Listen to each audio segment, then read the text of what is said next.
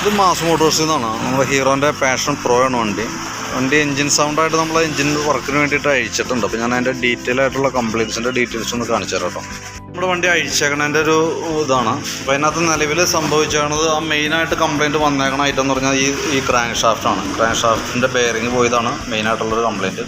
ഇവിടെ ശ്രദ്ധിച്ചറിയാം, ഇവിടെ എത്ര ഷെയ്ക്കിങ് കാണിക്കുന്നുണ്ട്. അതിൻ്റെ കണക്ടർ റോഡിൻ്റെ നീഡിൽ ബെയറിങ് പോയതാണ് കംപ്ലയിൻറ്റ്. പക്ഷേ ഇതിനകത്ത് ഷെയ്ക്കിങ് വേരിയേഷൻസ് വരുമ്പോൾ നമുക്ക് അതിനോടനുബന്ധിച്ച് കംപ്ലയിൻറ്റ് വന്ന 1-2 പാർട്സുകളാണ്. ഒന്ന് സിലിണ്ടർ ഗേറ്റിൻ്റെ ഉള്ളിലേക്ക് നോക്കിക്കഴിഞ്ഞാൽ അറിയാം, അത്യാവശ്യം ഉള്ളിൽ നല്ല രീതിയിൽ സ്ക്രാച്ചസ് വന്ന് പോയിട്ടുണ്ട്. അതായത് ഇവിടെ പിസ്റ്റൺ വർക്ക് ചെയ്തിട്ട് ഫുൾ എടുത്തു പോയേക്കാണ്. അതേപോലെ തന്നെ പിസ്റ്റണിനെ നോക്കുമ്പോൾ പിസ്റ്റണിന് സ്ക്രാച്ചസ് ഉണ്ടാകും കേട്ടോ. പിന്നെന്ന് കഴിഞ്ഞാൽ നമ്മൾ അഴിക്കുന്ന സ്വാഭാവികമായിട്ട് നമുക്ക് എൻ്റെ ക്ലച്ച് ഡിസ്ക് മാറ്റും. അതേപോലെ തന്നെ ഗിയർ ബോക്സിൻ്റെ ബെയറിങ് എന്ന് പറയുമ്പോൾ ഇവിടെ വന്ന് ഈ ബെയറിങ് കവറിൻ്റെ ഉള്ളിൽ തന്നെ ബെയറിങ് 4 ബെയറിങ് ഉണ്ട്. അതേപോലെ ഇതിനകത്ത് തന്നെ എൻജിൻ്റെ ഉള്ളിൽ തന്നെ ഒരു ചെയിനുണ്ട്, ടൈമിങ് ചെയിൻ.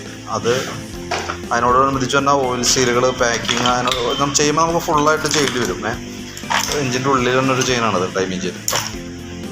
അപ്പം നിലവിൽ ക്രാങ്കാണ് കംപ്ലയിൻറ്റ് വന്നേക്കണമെങ്കിൽ നമുക്ക് ചെയ്യുമ്പോൾ ഫുള്ളായിട്ട് നമുക്ക് ചെയ്യേണ്ടി വരും. അതായത് ക്രാങ്ക് ഷാഫ്റ്റ് നമ്മൾ മാറ്റി പുതിയതാണ്, സിലിണ്ടർ കിറ്റായാലും മാറ്റി പുതിയത് സെറ്റ് ചെയ്യണം. പിന്നെ നമുക്ക് ലെയ്ത്ത് വർക്ക് തന്നെ 1-2 വർക്കുകളുണ്ട്. ഒന്ന് ഈ വാൽവ് നമ്മൾ ലെയ്ത്തിലേക്ക് വരുമ്പോൾ സീറ്റിങ്ങിൻ്റെ പ്രോബ്ലം വരും.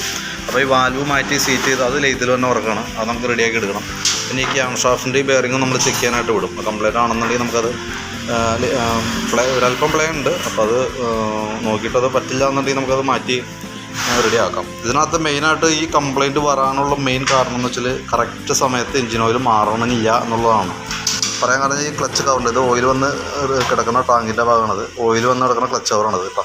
അതിനകത്ത് നോക്കുമ്പോൾ ഇതേപോലെ ഇതാണ് അതിൻ്റെ അവസ്ഥ. ഉള്ളിൽ നല്ല രീതിയിൽ അഴുക്ക് പിടിച്ച് കറക്റ്റ് സമയത്തിന് ഓയിൽ മാറാതെ ആ ഓയിലിൽ മിക്സ് ആയിക്കണ കാർബൺ കണ്ടൻറ്റൊക്കെ വന്നിട്ട് അത് അടിഞ്ഞു കൂടി ആ കണ്ടാമിൻസൊക്കെ ഇതിനകത്തുണ്ട്. അതാണ് മെയിനായിട്ട് വന്നേക്കണ ഒരു റീസൺ. പിന്നെയെന്ന് പറഞ്ഞാൽ അതിൻ്റെ ഉള്ളിൽ എഞ്ചിൻ്റെ ഉള്ളിൽ വന്നൊരു ഫിൽറ്ററാണത്, സ്ക്രീൻ ഫിൽറ്റർ എന്ന് പറയും. അത് നോക്കുമ്പോൾ ഏകദേശം അല്ല ആകെ കൂടി ഉള്ളത് ആ 2 ഹോള് മാത്രം, ബാക്കിയതൊക്കെ ഫുള്ള് അടഞ്ഞു പോയേക്കാണ്. അപ്പോൾ സംഭവിക്കാമെന്ന് വെച്ചാൽ ഓയിൽ പമ്പിങ് ക്രാങ്ക് ഷാഫ്റ്റിലേക്ക് കിട്ടില്ല. അപ്പോൾ സ്വാഭാവികമായിട്ട് അവിടെ ഹീറ്റിങ് വരും, ഘർഷണം കൂടും, അങ്ങനെ കംപ്ലയിൻറ്റ് വന്നാണ്. ഇത് ശരിക്കും പറഞ്ഞതിനകത്ത് ഓയിൽ ലെവൽ കുറവുണ്ടായിരുന്നു, പക്ഷേ എന്നാൽ പോലും ഓയിൽ ഇല്ലാത്തൊരു കണ്ടീഷനൊന്നും ഉണ്ടായില്ല. മെയിനായിട്ട് ക്രാങ്ക് ഷാഫ്റ്റിലേക്ക് ആ ഫിൽറ്റർ ബ്ലോക്ക് ആയത് ക്രാങ്ക് ഷാഫ്റ്റിന് വന്ന കംപ്ലയിൻറ്റ് കൊണ്ടാണ് ഈ വന്നേക്കണ എല്ലാ പണിയും കേട്ടോ. അപ്പോൾ നമ്മൾ ചെയ്യുമ്പോൾ നീറ്റായിട്ട് ഫുൾ ഈ പറഞ്ഞേക്കുന്ന വർക്കുകളെല്ലാം മാറ്റിയിട്ട് വേണം നമുക്ക് റീസെറ്റ് ചെയ്തെടുക്കാനായിട്ട്. അപ്പോൾ ഞാൻ അതിൻ്റെ ഒരു ഏകദേശം ഒരു എസ്റ്റിമേറ്റും കൂടി റെഡി ആക്കിയിട്ട് അതിൻ്റെ ഡീറ്റെയിൽസ് നമുക്ക് എത്ര കോസ്റ്റ് വരും, എഞ്ചിൻ വർക്കിന് മാത്രം എത്ര കോസ്റ്റ് വരുമുള്ളത് ഞാനൊരു എസ്റ്റിമേറ്റ് ആക്കിയതിന് ശേഷം അതിൻ്റെ ഡീറ്റെയിൽസ് ഒന്ന് വാട്സാപ്പിലേക്ക് ഷെയർ ചെയ്ത് തരാം കേട്ടോ. വർക്ക് പോയി പറഞ്ഞ പോലെ നമുക്ക് തിങ്കളാഴ്ച വൈകിട്ടത്തേക്ക് എടുക്കാവുന്ന രീതിയിലാണ് ചെയ്തുകൊണ്ടിരിക്കണേ. വേറെ വ്യത്യാസമൊന്നും ഉണ്ടാവില്ല എന്ന് വേണം വിചാരിക്കാൻ. ഓക്കെ.